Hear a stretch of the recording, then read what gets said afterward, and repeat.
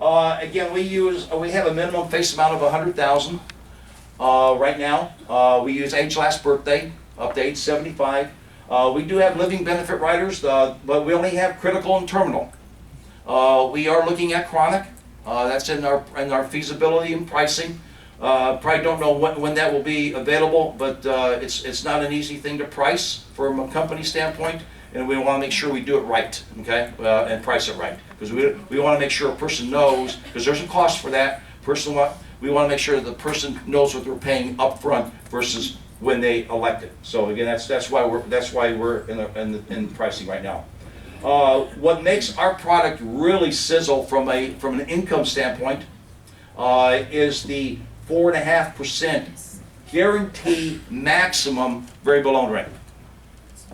You know, a lot of the agents are writing policies with carriers using the variable loan rate, and the fear is that they're using a current variable loan rate right now that's tied into the Moody's corporate bond rate for 1 year. And if you look at the last 25-year history, the Moody's corporate bond rate is averaging about 7.5. And when you run an illustration at a 4% variable loan rate and an 8% illustrated rate, you have a 4% positive arbitrage there.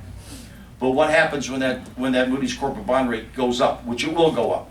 That spread comes very, very small. So what we have is that we have in the Synergy product a guarantee maximum that no matter what happens to the Moody's corporate bond rate, it will be the maximum that we would charge is 4.5. And right now the Moody's corporate bond rate is right a little bit over 4%.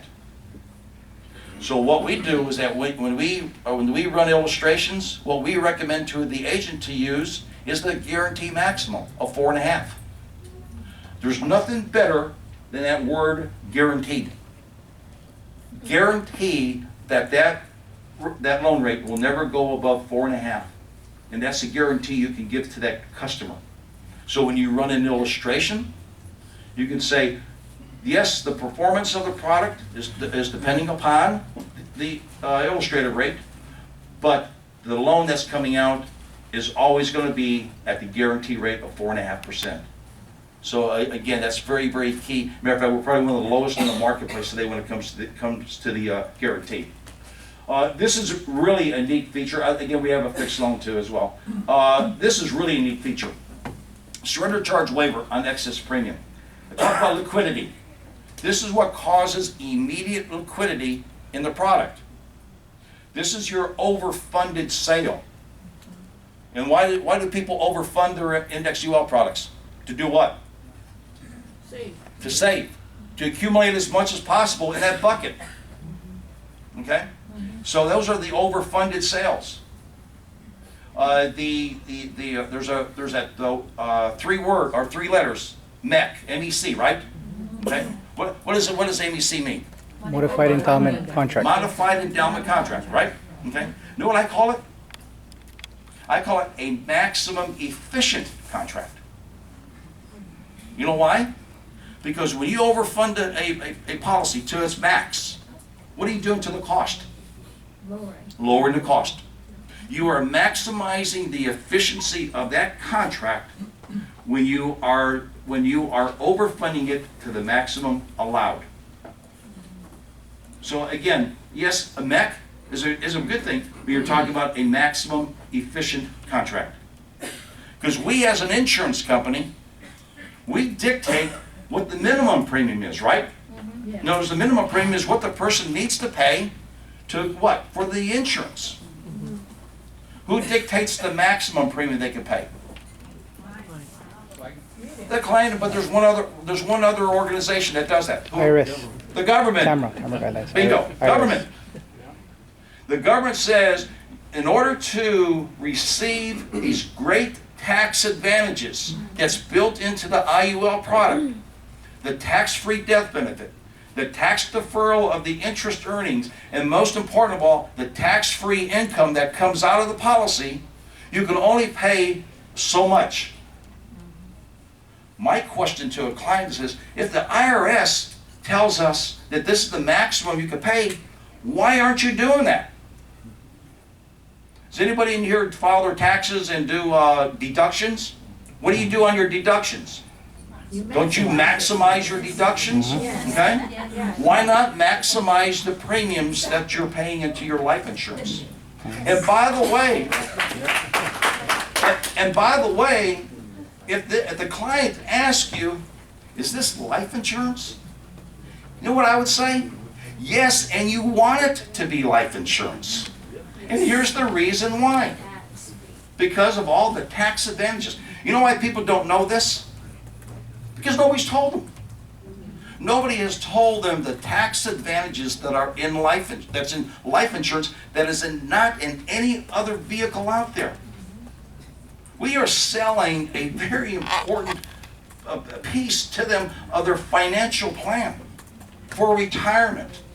And by the way, if they do die too soon, what happens? The death benefit is paid, income tax free. So a person wants it to be life insurance because, again, there's no other vehicle out there that does this. Okay.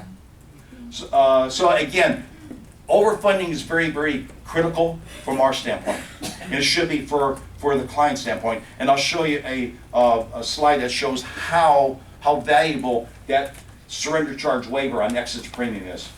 We also have a persistency bonus of 0.25% that's paid in the 11th policy year. You know, we like to reward people to keep their policies in force with us. And so we give them a persistency bonus.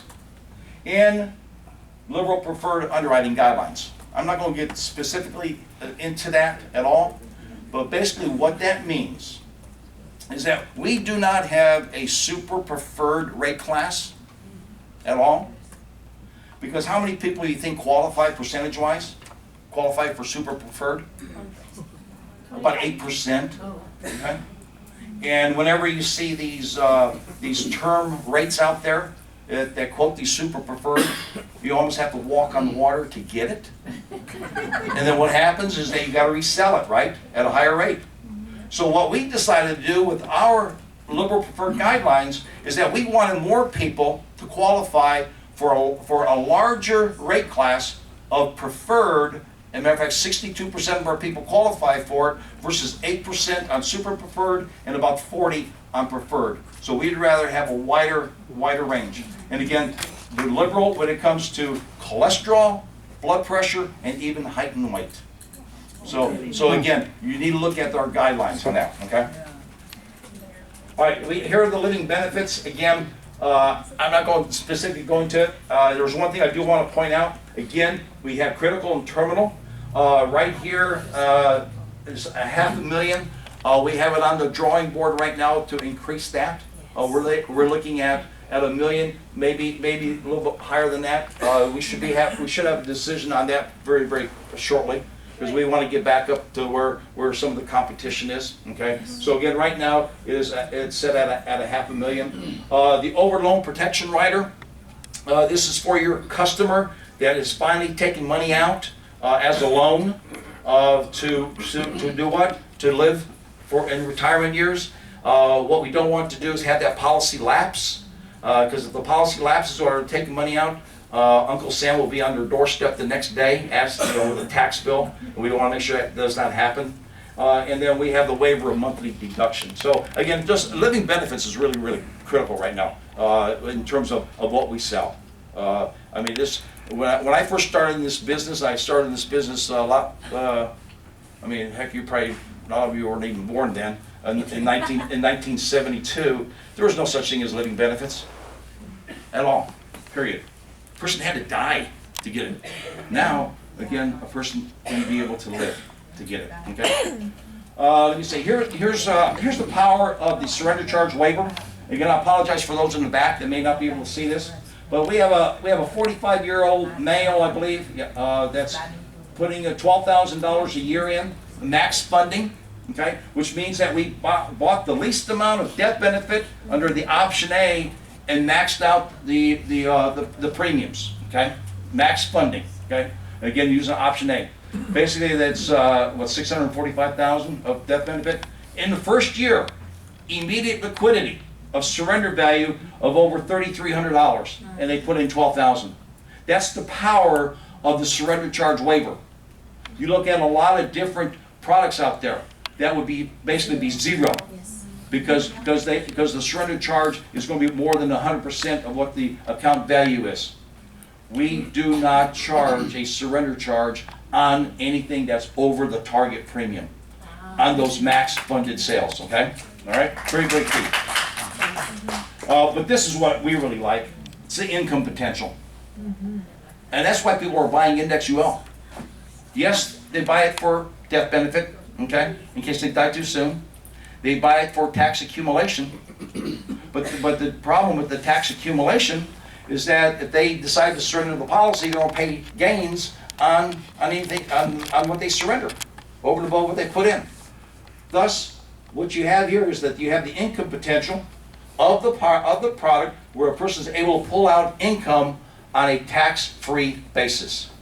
So in this same situation with that 45-year-old, $12,000 a year for 20 years, stop paying premiums. They paid in $240,000 a year or total, and based upon the variable loan rate of the guarantee of 4.5, and this would even be higher at the current variable loan rate, the person's able to pull out $118,270 a year all the way to age 100, and that's how we ran it, age 100. Now, if you look at this, you have 118,000, and just in 2 years, they almost got everything they paid into it over a 20-year period of time. And you know what that is, though? That's tax-free. That's tax-free. And again, a person buying an Index UL, they're basically paying tax on the seed and not on the crop.